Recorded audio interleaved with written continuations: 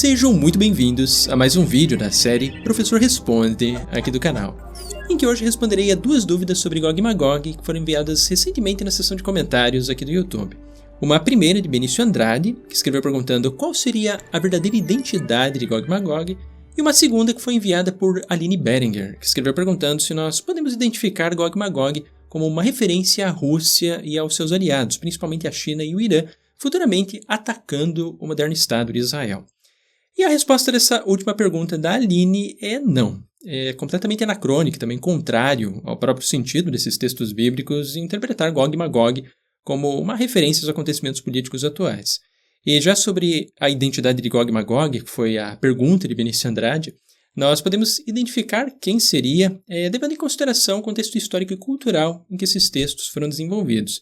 Sendo que na Bíblia, além de Gênesis e Crônicas, que identificam Magog como um dos filhos de Jafé, nós temos especialmente dois importantes textos que mencionam em conjunto Gog e Magog, que são Ezequiel, capítulos 38 a 39, e Apocalipse, capítulo 20, versos 7 a 9. Então, vamos primeiro ver o que nós encontramos em alguns versos de Ezequiel, capítulo 38, e logo na sequência eu irei tecer mais alguns comentários, tanto em relação à pergunta da Aline quanto à do Benício. Então, vamos ver o que nós temos ali.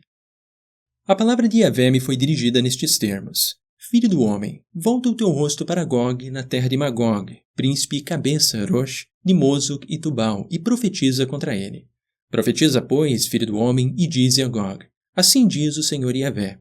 Não é assim que, quando meu povo Israel estiver habitando em segurança, tu te porás em movimento? Sim, virás da tua terra, do extremo norte, tu e povos numerosos contigo, todos eles montados em cavalos, uma assembleia enorme e um exército imenso. Subirás contra o meu povo Israel, como uma nuvem cobrirás a terra. Isto acontecerá no fim dos dias. Naquele tempo te trarei contra a minha terra, a fim de que as nações me conheçam quando eu me santificar aos olhos de Gog. Existem alguns líderes religiosos, principalmente em movimentos evangélicos, que interpretam Rosh, que em hebraico significa cabeça, como uma referência à Rússia, Mosuk como uma referência à cidade de Moscou, que é a capital da Rússia, e Tubal como Tobolsk, que é uma cidade que se encontra na região da Sibéria, que também fica na Rússia.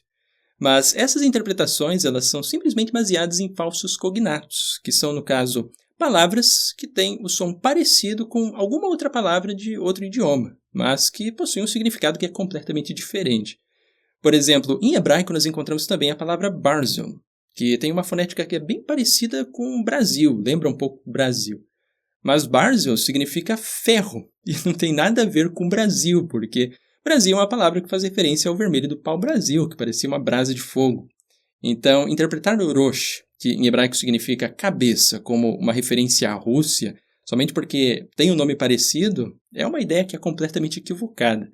E também nós devemos sempre ter muita cautela ao interpretar textos antigos, como é o caso da Bíblia, para evitar cometermos certos anacronismos históricos, então, aplicando realidades do nosso mundo atual que não faziam parte do contexto histórico e social do autor. Porque nós devemos sempre ter em mente que a Bíblia é um conjunto de textos que foram escritos mais ou menos entre 2000 a 2500 anos atrás e que foram endereçados a uma comunidade que vivia naquela época. E esses livros eles foram escritos para serem justamente compreendidos por aquelas pessoas que viviam naquele contexto histórico específico do autor. Então, embora existam líderes religiosos e políticos de nossos dias que tentam aplicar ali determinados versos à sua própria realidade, versos que fazem parte da Bíblia, como se a Bíblia estivesse fazendo referência à fundação de sua própria instituição em 1844, em 1914, ou ao moderno Estado de Israel em 1948, ou a algum país em que eles vivem. Isto simplesmente se configura em uma leitura que é completamente narcisista da Bíblia. A Bíblia ela não foi originalmente escrita para nós, que estamos vivendo hoje no mundo moderno. Ela foi escrita para uma comunidade que vivia há mais de 2000 anos atrás. E se nós não levarmos isso em consideração, a nossa compreensão dos textos bíblicos ela sempre será extremamente distorcida e equivocada. Então, quando o autor escreveu esse texto de Ezequiel, aqui os capítulos 38 a 39, sobre Gog e Magog, nós devemos ter atenção ao contexto histórico do autor, que vivia durante o período do exílio babilônico no século VI, antes da Era Comum. E nesse momento histórico, em que estavam começando a surgir ali as primeiras ideias apocalípticas da antiga religião de Israel, que elas serão mais desenvolvidas posteriormente no judaísmo do Segundo Templo e também no cristianismo, que contém ideias que estão relacionadas ao que aconteceria no tempo do fim, que para esses autores seria um evento muito próximo à própria vida deles. Uma primeira ideia que pode ter influenciado esse autor aqui de Ezequiel é o que nós encontramos algumas décadas antes, no final do século VII, no texto de Jeremias, capítulo 4, verso 6, que afirma: "Levantai um sinal em direção a Sião, fugi. Não fiqueis parados, porque eu trago uma desgraça do norte, uma enorme ruína." Então, antes desse texto de Ezequiel, já existia uma ideia de que haveria uma desgraça proveniente do norte. E os antigos judaítas, eles realmente viveram momentos assim. Porque nós temos a invasão dos citas, no final do século VII, antes da Era Comum, e também, posteriormente, a invasão dos babilônios, entre o final do século VII e os inícios do século VI, antes da Era Comum, que foi justamente o que acabou levando Ezequiel para o exílio. Então, todos esses acontecimentos eles estavam ainda muito vivos na memória desse autor, sendo que foram esses eventos que influenciaram o desenvolvimento dessa ideia relacionada a Gog e Magog como uma ameaça proveniente do norte, que no fim dos tempos atacaria Israel e seria ali destruído pelo próprio Deus. Agora, especificamente sobre a identidade de Gog e Magog, possivelmente o que inspirou esse nome foi Giges da Lídia, que reinou do século VII, antes da Era Comum, por durante mais de 30 anos, e buscou transformar a Lídia em um império, que fica justamente ao norte de Judá e Israel. E em assírio, Giges é pronunciado como Gogo, muito semelhante ao nome Gog, enquanto que Magog significa simplesmente a terra de Gog, provavelmente fazendo referência à Lídia, que atualmente é uma região que faz parte da Turquia. Enquanto que Mosok e Tubal, que também são mencionados em Ezequiel 27:13 e Isaías 66:19, provavelmente fazem referência à Frígia e à Cilícia, que também são regiões que fazem parte da atual Turquia. Então, para o autor de Ezequiel, Gog seria um rei lídio que reinaria sobre Magog, que significa a terra de Gog, que fica localizado ali na Ásia Menor, que inclui tanto a Frígia quanto a Cilícia, que no final dos tempos, que o autor acreditava que não estava assim tão distantes, iriam atacar Israel junto com outras nações aliadas, quando o povo de Israel já tivesse retornado do exílio e estaria vivendo em paz e segurança, sendo que o próprio Deus iria intervir para destruir Gog.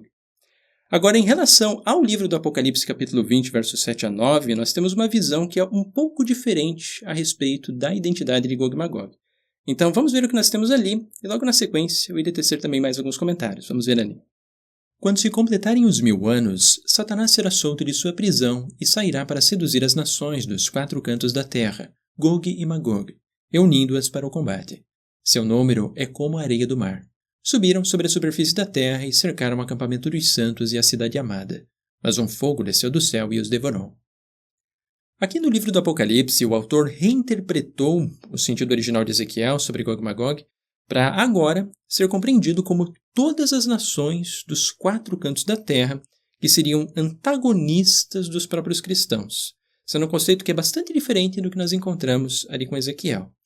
Então, em resumo, enquanto Gog e Magog do livro de Ezequiel originalmente fazia referência a um rei da Ásia Menor, que foi provavelmente inspirado no rei Gogo da Lídia, já em Apocalipse, Gog e Magog recebeu um novo significado, agora fazendo referência a todas as nações dos 4 cantos da terra, como informa o texto ali. Mas lembrando que nenhuma dessas nações, tanto de Ezequiel quanto do Apocalipse, fazem qualquer referência à realidade política que nós encontramos hoje no século XXI. Todos esses autores faziam referência ao contexto histórico de seu próprio tempo e à sua própria compreensão de mundo que havia naquela época. E com isso, então, eu espero ter respondido a essas 2 interessantes questões que foram enviadas por Benício Andrade e pela Aline Berenger.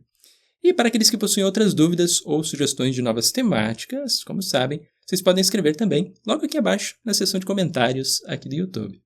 Agradeço muito a todos por acompanharem a mais esse vídeo da série Professor Responde. Também convido a deixarem o like para o vídeo alcançar ainda muitas e muitas outras pessoas. E também para aqueles que apreciam os meus trabalhos aqui no YouTube, eu convido a pensarem na possibilidade de tornarem-se apoiadores aqui do canal através da plataforma do Apoia-se. Com isso eu vou ficando por aqui e nos vemos muito em breve nos próximos vídeos aqui do canal.